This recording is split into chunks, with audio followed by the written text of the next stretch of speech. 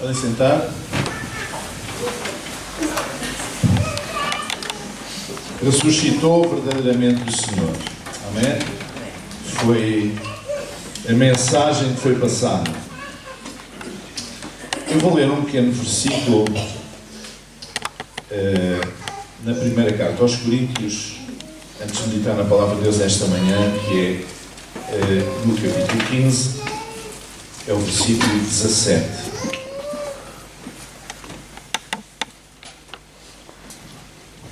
1 Coríntios 15, 17.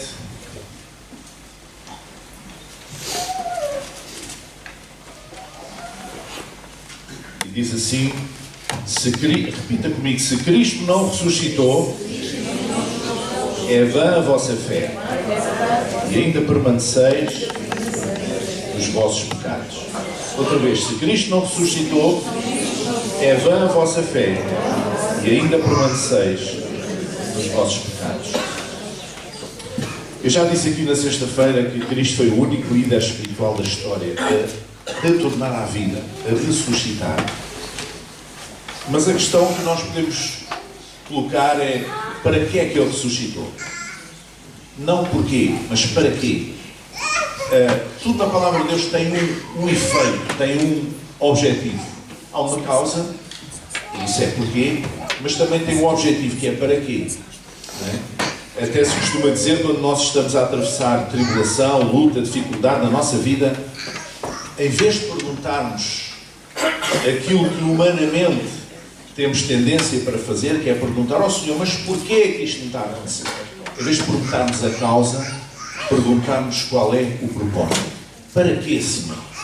Tu permites que isto venha à minha vida? Para quê? Com que efeito? Com que objetivo? Porque há um propósito para tudo debaixo do céu. Amém? E naturalmente que nos interessa esta manhã refletir sobre para que é que Cristo ressuscitou? Para quê? Qual é o efeito prático da ressurreição de Jesus? E nós podemos pensar aqui em várias razões, há muitas razões, mas vamos meditar esta manhã em algumas delas apenas. Primeiro, Jesus ressuscitou para validar as Escrituras, para cumprir as Escrituras e a sua própria palavra. Porque ele disse, a certa altura, derrubai este templo e em 3 dias o levantarei, falando do seu corpo. E eles pensavam que ele estava a falar do templo de Jerusalém, mas não, falava do seu corpo. Derrubai este templo e em 3 dias o levantarei. Não é? Portanto, ele, para cumprir a sua palavra, ele teria que ressuscitar. Mas também tinha que validar as Escrituras dos profetas do Antigo Testamento. E ele ressuscitou para isso, para cumprir as Escrituras. Cristo nasceu onde nasceu para cumprir as Escrituras, era da linhagem que era, da casa de Davi, para cumprir as Escrituras. Toda a sua vida terrena, toda a sua circunstância como filho do homem, foi no sentido de cumprir as Escrituras, cumprir aquilo que estava escrito. E porque Jesus cumpriu com a sua vida e a sua obra as Escrituras, é que nós podemos hoje ter fé nelas, ter confiança nesta palavra, ter confiança nas Escrituras, porque Cristo cumpriu-as integralmente. Amém? Então, se Ele as cumpriu, se a palavra do Senhor se tem cumprido, nós podemos crer que ela hoje ainda tem o mesmo valor, ainda é validada, digamos assim, por Deus, ainda porque é a palavra saída da boca de Deus. Então Ele ressuscitou para cumprir as Escrituras. Amém? Porquê é que é importante cumprir as Escrituras? Porque é a palavra saída da boca de Deus. E ela não volta para trás vazia, como está escrito. As palavras dos homens voltam para trás muitas vezes. As palavras dos homens são ocas, são vazias tantas vezes. Mas a palavra de Deus não. A palavra de Deus permanece para sempre. É claro que é preciso interpretar e compreender a palavra de Deus, para que não se comece a dizer que Deus disse coisas que Deus nunca disse, para não se distorcer as Escrituras. E não se deve acrescentar nem retirar coisa alguma, nem uma vírgula. Diz a palavra do Senhor, nem um tio, nem um jota, como diz o apóstolo. Mas essa palavra será cumprida porque ela está estabelecida nos céus. Amém? Então Jesus ressuscitou para cumprir as Escrituras e cumprir a sua própria palavra. E assim dá-nos a garantia de que as Escrituras estão validadas por Ele. Mas Jesus também ressuscitou por outra razão. Há uma circunstância que se fala muito pouco, na cena da ressurreição, no cenário da ressurreição, que é o facto de Jesus ter aparecido, antes de qualquer outra pessoa, ter aparecido a uma mulher, né? Ter aparecido a Maria Madalena. E com este ato, Jesus, ele abateu todas as barreiras, ou essa grande barreira de género que existia entre os seres humanos. As mulheres não tinham qualquer influência, as mulheres não tinham qualquer importância naquela sociedade, naquele tempo, mas Jesus, ressuscitado, pela primeira vez, deu o privilégio de aparecer a uma mulher. A uma discípula. Não foi a um homem, não foi a Pedro, não foi a João, não foi a nenhum dos outros, foi a uma mulher. Ainda por cima, uma mulher que depois, porque a tradição religiosa cristã foi estruturada no masculino, que tentou transformar aquela mulher numa mulher indigna, tentando fazer crer que ela era uma mulher pecadora num determinado sentido, o que não é verdade, não tem nada a ver. Maria Madalena era uma mulher possessa, era uma mulher com problemas, Jesus libertou e ela tornou-se uma discípula. Ponto final, não há mais nada na vida de Maria Madalena que se possa dizer, digamos assim.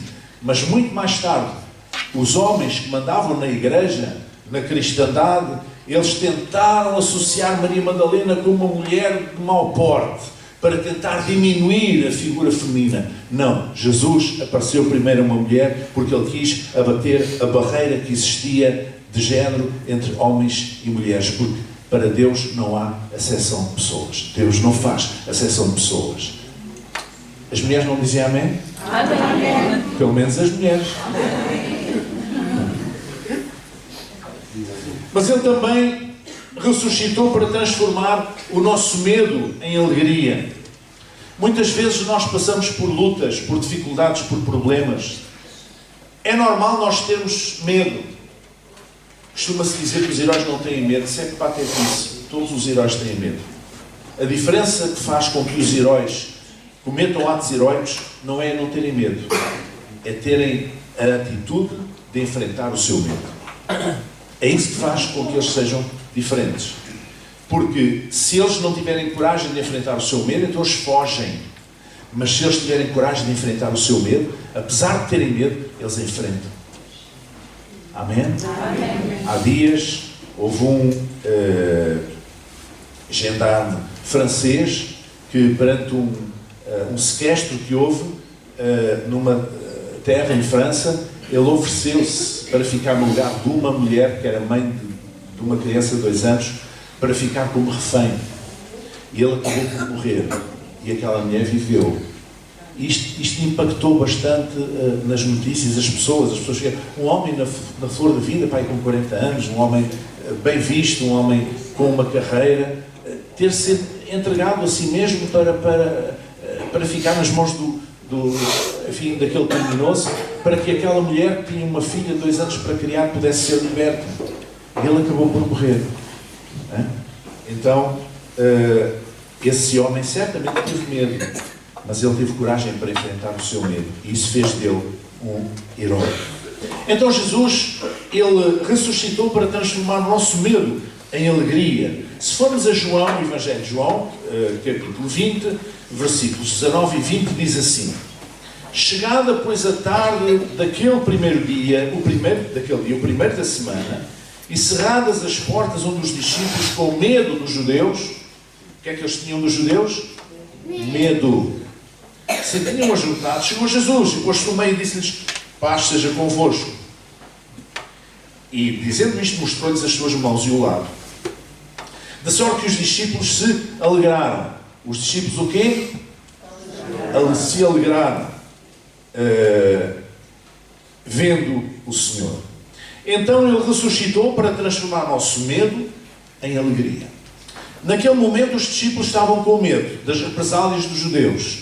Eles tinham morto o seu mestre, levado à cruz, crucificado entre 2 malfeitores, como um malfeitor, e agora eles estavam com as portas fechadas, tudo fechado, com medo dos judeus. E Jesus passou sobrenaturalmente por entre as paredes e apresenta-se no meio deles, diz: paz seja convosco, e diz que eles se alegraram.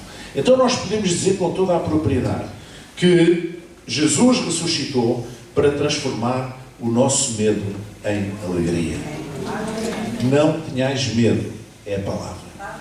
O Filho de Deus não tem medo, não tem que ter medo. Mas, ou por outra, não tem que ceder ao medo. Não ter medo é no sentido de não reagir em função do medo. Porque as pessoas, quando reagem e estão amedrontadas, fazem toda a sorte de disparates. Então nós devemos manter a cabeça fria e manter o nosso coração quente.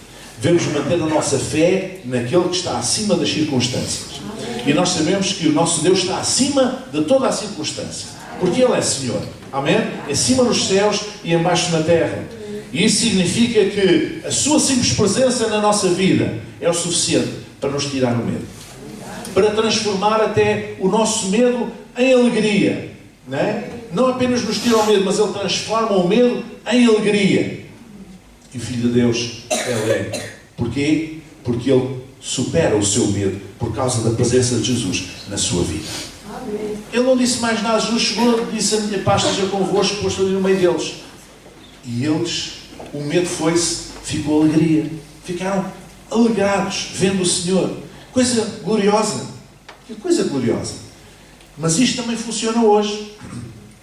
Também serve para nós hoje. Nos nossos medos. Medo disto, ou medo daquilo, ou medo de como é que vai correr a nossa vida profissional, a nossa vida financeira, medo com a nossa saúde, medo com os nossos familiares, medo com isto, medo com aquilo. Então, se deixarmos que Cristo entre na nossa casa, se coloque no meio da nossa casa, se coloque na nossa presença e diga: paz seja contigo, então vai-se o medo e vem a alegria. Amém. Foi por isso que Ele ressuscitou. Mas Ele ressuscitou também para dar sentido, um sentido de missão à igreja. Diz no versículo 21, disse-lhes, pois, Jesus, outra vez. Se quiserem abrir João 20, vamos falar um pouco sobre este capítulo. João 20, 21. Disse-lhes, pois, Jesus, outra vez: paz seja convosco. Assim como o Pai me enviou, também eu vos envio a vós. O Cristo ressuscitado renovou a grande comissão. Renovou, digamos, a missão que Ele lhes tinha entregue. Renovou este propósito. A igreja, o conjunto dos discípulos, tem um propósito. Tem uma missão. Nós não estamos aqui apenas para fazer cultos, para fazer programas, para fazer umas peças de teatro muito engraçadas, para fazer umas músicas muito bonitas, para ouvir umas pregações muito interessantes, uns testemunhos. Estamos para muito mais do que isso. Estamos com um propósito. É um propósito de dizer que Jesus Cristo é Senhor. Que Jesus é o Salvador dos homens. Que Jesus é a esperança das nações. Que Jesus é a resposta. Amém? Esse é o propósito da igreja. E se a igreja não for capaz de fazer isso, não estiver a fazer isso, e quando eu digo a igreja, não estou a falar na igreja no seu conjunto, fazer grandes manifestações e grandes campanhas, não é isso que eu estou a falar. A igreja somos nós, é cada um de nós. Poder às pessoas que estão à nossa volta ser luz e ser sal, ser uma luz de esperança para as pessoas que estão à nossa volta.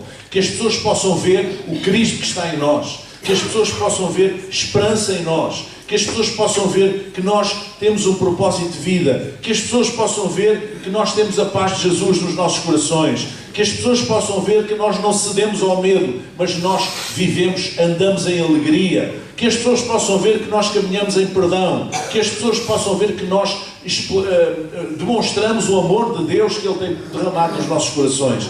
E ao fazer isso, nós estamos a cumprir a missão que Jesus deu à igreja. Assim como o Pai me enviou, assim eu vos envio a vós. Amém? Isto é uma responsabilidade. Sabe, se um de vocês hoje fosse nomeado embaixador de Portugal num país qualquer, estrangeiro, em qualquer país, certamente que, para já, qualquer um de nós ia dizer assim: bom, mas eu não tenho competências para isso. Mas imaginemos que sim, tínhamos estudado diplomacia e feito, enfim, aquele percurso académico que fazem os diplomatas em geral, e que nos sentíamos mais ou menos preparados. Mesmo assim, ainda assim, nós íamos sentir um grande peso de responsabilidade. Representar todo um país num lugar estranho, num lugar estrangeiro, num país distante, num país estrangeiro. Que grande responsabilidade. Pois nós somos embaixadores de Jesus. Recebemos esta missão. Recebemos esta missão que nos foi dada para, assim como Deus, o Pai, enviou Jesus, Jesus nos envia a nós. Nós somos testemunhas de Jesus. Eu costumo dizer, nós não somos testemunhas de Jeová. Nós somos testemunhas de Jesus, porque é Jesus que nos envia. Nós proclamamos em nome de Jesus, nós oramos em nome de Jesus, nós proclamamos cura em nome de Jesus, nós proclamamos bênção em nome de Jesus. Nós proclamamos a sua palavra em nome de Jesus. E portanto somos testemunhas de Jesus. Porque foi aquilo que ele disse: ser-me-eis testemunhas em Jerusalém, toda a Judeia e até aos confins da terra. Amém? Somos chamados para ser testemunhas. Se nós, igreja, não formos testemunhas, se nós, cristãos, não estivermos a ser testemunhas, se não estivermos a refletir a luz de Cristo em nós, para aqueles que estão à nossa volta, então estamos a passar ao lado, estamos a falhar, estamos a passar ao lado do propósito de Deus para a nossa vida. Lembram-se do que é que Jesus disse quando entrou naquela sala que eles estavam lá cheios de medo? Paz seja convosco. Oh, meu Deus! Fantástico!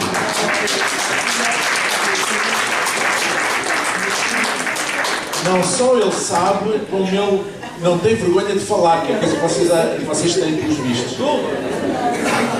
Exatamente, Tiago. Paz seja convosco. Foi o que ele disse.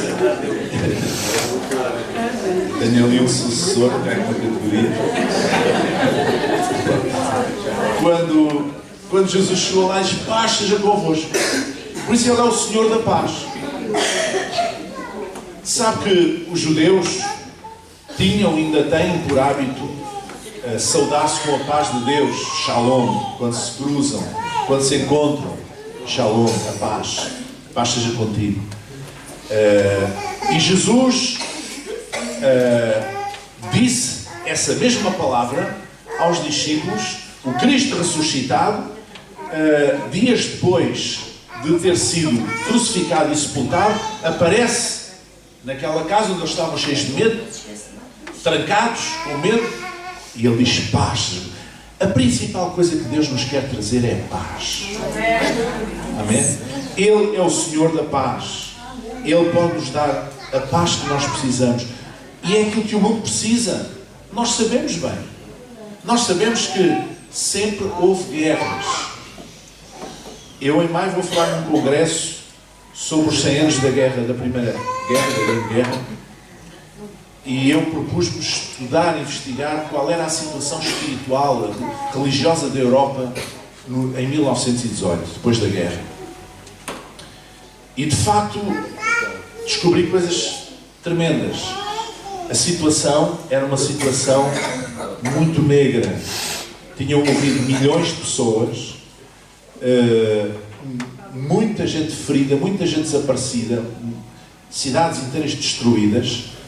E essa situação, e as pessoas não tinham paz. Normalmente depois de uma guerra as pessoas estão mais abertas para as coisas de Deus, porque elas precisam desesperadamente de ter paz. Sabe, nós podemos não ter muito para comer, mas se tivermos paz, já é uma coisa boa. Aqueles que têm muito, nem sabem aquilo que têm, mas não têm paz, não têm sossego, não sabem que são amados, não sabem se as pessoas que estão à volta deles é porque os amam ou se é por interesse, não é? Não sabem se os amigos que se aproximam deles são amigos realmente genuínos ou se são amigos da onça, são amigos por interesse. Eles não sabem nada disso. E quando nós olhamos para as pessoas que são figuras públicas, pessoas conhecidas, vocês vão reparar todas as entrevistas que eles dão. O que é que você valoriza mais na vida?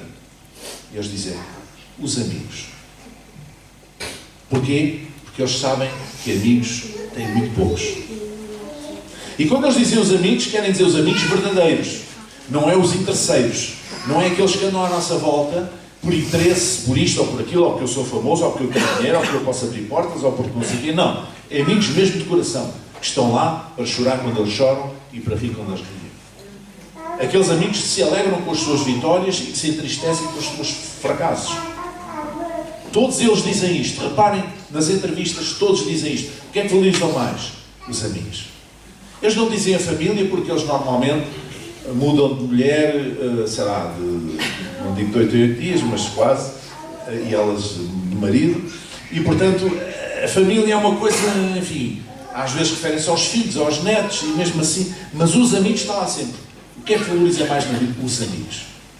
E porquê? Porque nós precisamos de ter um amigo que seja chegado a nós. Um amigo que nos ouça. Um amigo que nos compreenda. Um amigo que não nos acuse imediatamente. Um amigo que não nos lance em rosto o bem que nos faz. Um amigo que não queira vender, nos queira vender, ou tomar vantagem, ou ficar com... se nós ficarmos a dever favor, que não nos lance em rosto e não nos apresente na fatura logo a seguir. Amigos verdadeiros, amigos de coração, amigos que nos fazem sentir bem, nos fazem sentir paz. E o mundo não tem. O mundo não tem paz. Não tinha paz em 1918, depois daquela tremenda guerra, as pessoas estavam destruídas, emocionalmente destruídas. Depois da Segunda Guerra, a mesma coisa, e desde aí tem havido guerras em todo lado, e sempre houve, e há muita gente que verdadeiramente o que deseja é paz. Eu já tenho ouvido entrevistas de alguns sírios e pessoas desses países, do Iraque, etc., que tiveram que fugir por causa da guerra e que estão cá em Portugal, e eles dizem, são capazes de estar numa aldeia aí no interior, e eles dizem o que mais apreciam é o sossego, é a paz. Porquê? Porque eles vieram do meio da guerra. Eles viram morrer familiares, viram morrer vizinhos, viram morrer amigos, viram ficar estropiados, viram crianças morrer, viram as bombas, ouviram os canhões, ouviram os aviões largar as bombas, e eles querem paz. O que nós precisamos, acima de tudo, é paz. E Jesus é a nossa paz. Ele dá-nos paz. Ele veio para nos dar paz. Jesus ressuscitou para nos dar paz. Talvez, se os discípulos, se Jesus não tivesse ressuscitado, havia menino ali entre os discípulos que havia a dizer sempre, nós devíamos ter feito assim, se nós tivéssemos feito desta maneira, talvez Jesus ainda estivesse vivo. Se nós tivéssemos feito desta maneira, talvez... E não iam ter paz. Mas Jesus aparece, venceu a morte e aparece agora no meio deles e entrega-lhes a sua paz, que era aquilo que eles estavam a precisar. Jesus é a nossa paz e para isso Ele ressuscitou. Amém? Mas também ainda gostaria de partilhar convosco uma outra razão, entre muitas outras, que está entre o versículo 24 e 29. Diz que Tomé, um dos 12, chamado Dídimo, não estava com eles quando veio Jesus, naquele dia, naquele momento em que ele aparece ali no meio deles. Disseram depois os outros discípulos, nós vimos o Senhor. Disseram ao Tomé, nós vimos o Senhor, mas ele disse, não está cá, isto é meu.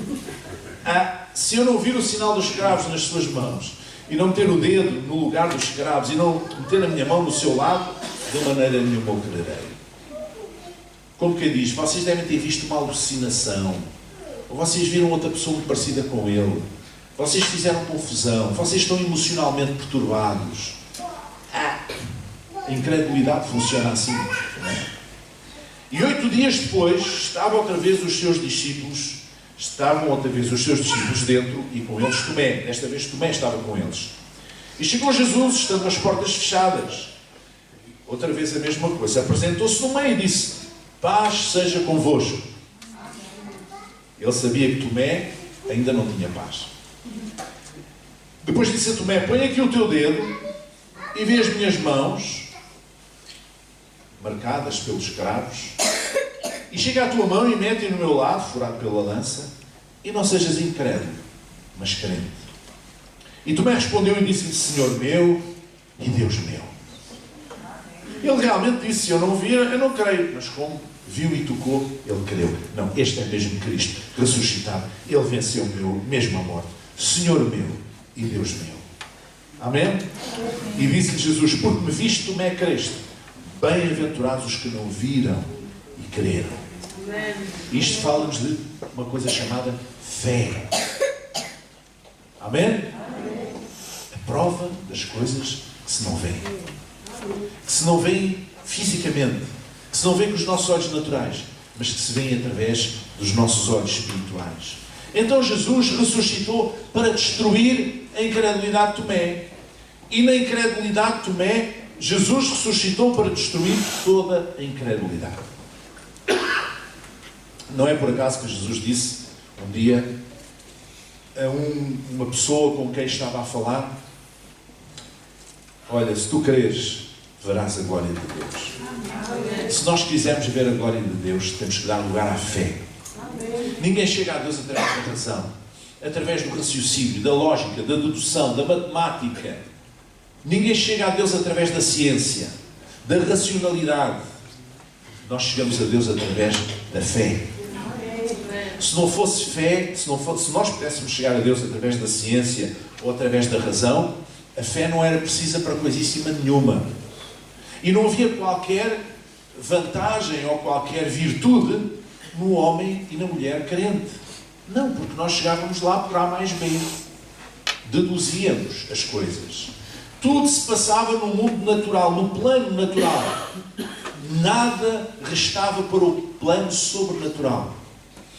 E só quem não está a ver bem as coisas é que não compreende que além do mundo natural, que é aquilo que a gente vê, que a gente toca, que a gente cheira, que a gente sente, que a gente ouve, há mais qualquer coisa.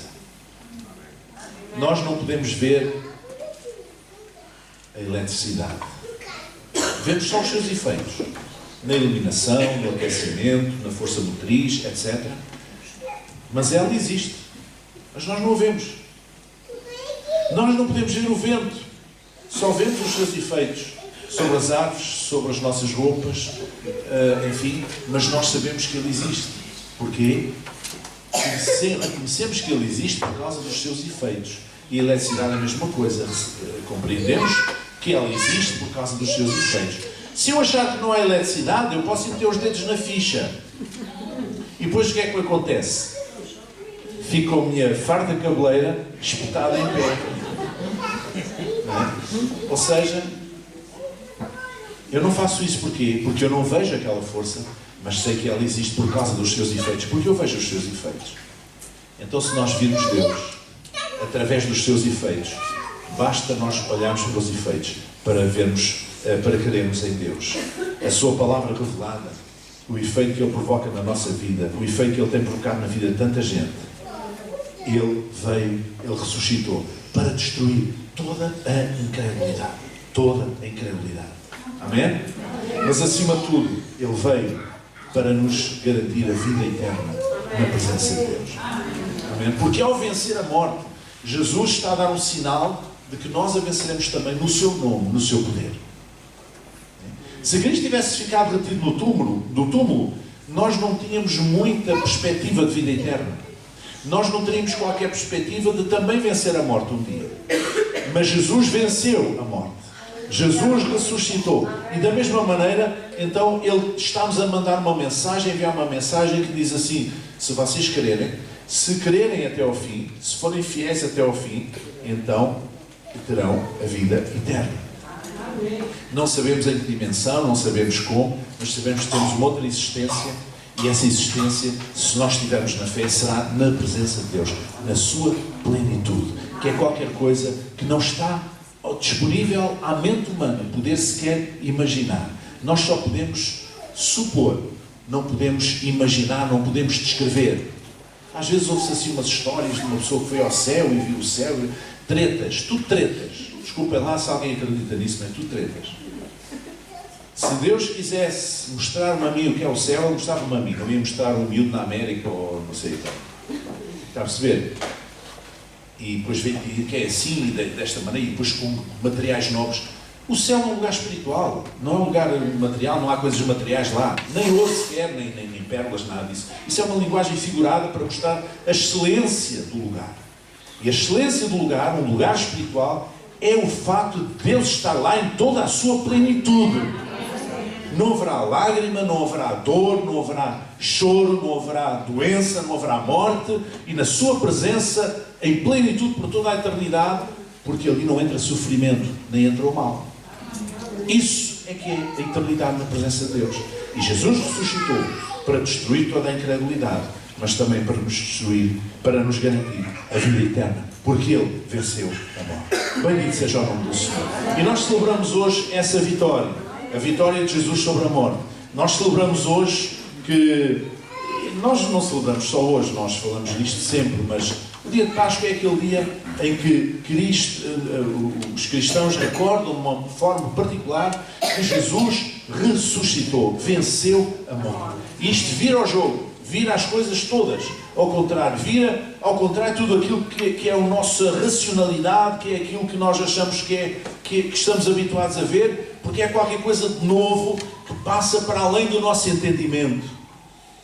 E nós sabemos que há muita coisa para além do nosso entendimento. Sabe, o Stephen Hawking, esse senhor cientista inglês que morreu há pouco tempo, que andava numa cadeira de rodas, que é comparado a Einstein e aos grandes cientistas de todos os tempos, ele defendia a tese que há universos paralelos.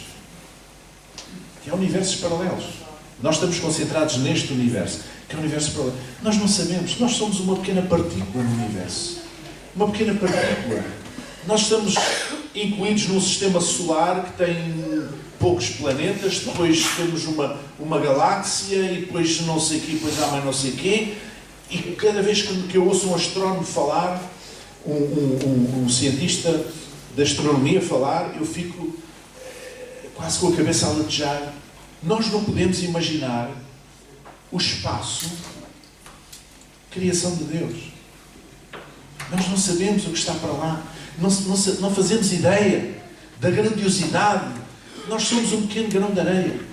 E nós tantas vezes queremos, de uma maneira soberba, dar-nos o direito de achar que nós não acreditamos em nada daquilo que não vemos.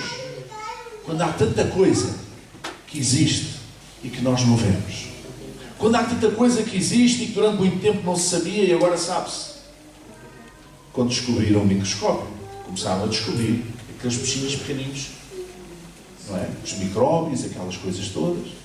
As pessoas não sabiam que existiam, até que um dia conseguiram vê-las. Mas elas só passaram a existir depois do microscópio ser inventado? Não, elas já existiam. Só que a certa altura os homens descobriram e encontraram uma maneira de ver, não é? Há tanta coisa que nós não sabemos. Não vamos presumir que sabemos tudo. Nós não sabemos nada. Dizia o sábio, eu só sei que nada sei. E mesmo o profeta Oseias diz, conheçamos e prossigamos em conhecer o Senhor. É um processo. O processo de conhecer Deus é um processo. Ninguém pode dizer aqui que conhece Deus de uma ponta à outra. Não. Não pode. Não pode. Nós estamos a conhecer Deus. Nós conhecemos alguma coisa de Deus. Ainda temos tanto para conhecer. E é por isso que estamos aqui, para ouvir a palavra de Deus. É por isso que lemos a palavra, é por isso que oramos, é por isso que buscamos a presença de Deus. Nós queremos conhecer mais de Deus. Irmãos, deixem-me dizer um segredo. À medida que nós nos descentrarmos das nossas necessidades imediatas, pessoais, e nós nos centrarmos em Deus, nós vamos conhecer muito mais Deus do que quando nós estamos centrados apenas na nossa necessidade do momento. Parece que ficamos obcecados por aquilo e não conseguimos ver a glória de Deus. Cristo ressuscitou para muitas coisas, para muitos propósitos, mas um deles é este, é garantirmos a vida eterna. Vamos chegar aí. Aleluia. Glória ao teu nome, Senhor. Aleluia. Nosso Deus e Pai, esta manhã nós exaltamos e louvamos o teu nome, Senhor. Senhor, e ficamos realmente esmagados pela tua grandeza, Senhor, pela tua glória e sobretudo pela tua graça e misericórdia, Senhor, para connosco. Nós te agradecemos pela dádiva de Jesus Cristo, ó Pai, mas nós te agradecemos também especialmente porque Ele ressuscitou ao terceiro dia, Senhor. E ao ressuscitar ao terceiro dia, Ele veio para quebrar toda a incredulidade, Ele veio para trazer a paz, Ele veio para transformar o medo em alegria, Ele veio para nos renovar a confiança na vida eterna, na Tua presença, ó Pai. Por isso, Senhor, que nós possamos guardar dentro de nós esta visão do Cristo ressuscitado.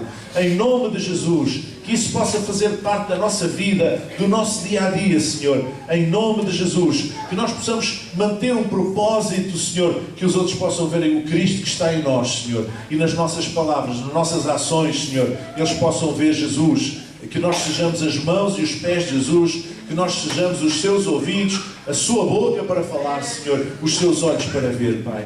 Em nome de Jesus, que assim seja. Amém, amém, amém. Glória a Deus. Podem sentar.